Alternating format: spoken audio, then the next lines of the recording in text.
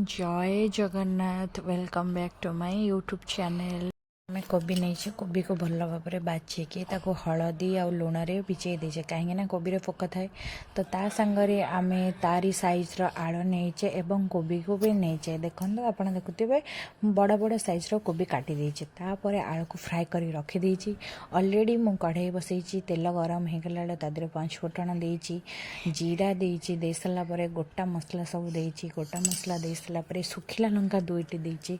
सुखिला लंका दे सारापर ए सब टिके हो गला पर तेजपत्र देची तेजपत्र पर पियाज काटिकी जो रखी थी ताको देची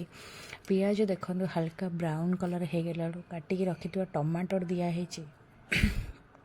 टमाटोटी हल्का टिके मरी आसला पर से हलदी गुंड दिखाई हलदी गुंड दे सारापर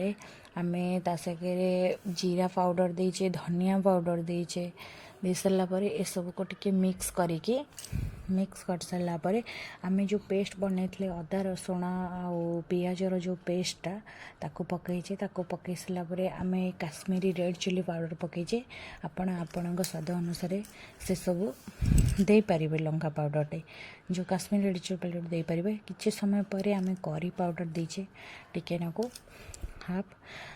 देखो करी पाउडर ऐड कर सारापर किसी समय आम मसला को भल भाव टिके जारिके तादे टमाटो पिचको देचे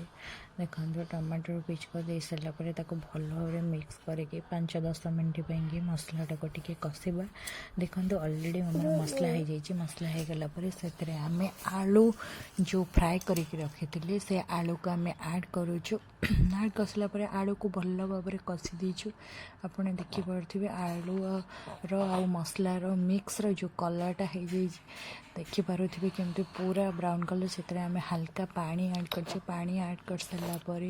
तादे आम कोबी जो फ्राए करके रखी से कोबी को आम देचे कोबी को दे सारापर